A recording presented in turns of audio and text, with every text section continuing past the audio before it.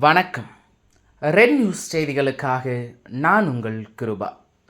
சோழவரம் அருகே காம்பவுண்ட் வீட்டில் பொது கழிப்பறையை பயன்படுத்துவதில் ஏற்பட்ட தகராறில் மூதாட்டி அடித்து கொலை. அடித்து கீழே தள்ளி மார்பில் மிதித்து கொலை செய்த தாய் மகள் ஆகிய இருவர் கைது.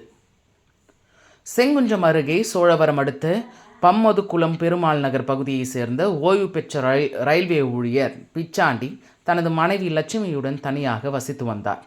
8 வாடகை வீடுகள் அடங்கிய காம்பவுண்ட் வீட்டில் 6 பொது கழிப்பறைகள் பயன்பாட்டில் உள்ளன.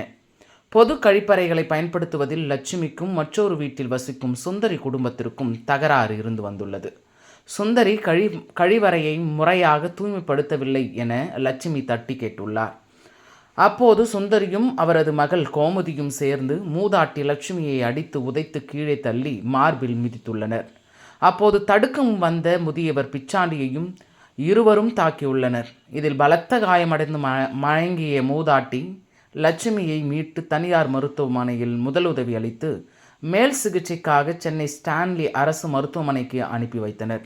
அங்கு சிகிச்சை பலனின்றி மூதாட்டி லட்சுமி பரிதாபமாக உயிரிழந்தார். இது குறித்து சோழவரம் போலீஸ் வழக்கு பதிவு செய்து மூதாட்டியை அடித்து கொலை செய்த தாய் சுந்தரி, மகள் கோமதி இருவரையும் கைது செய்தனர்.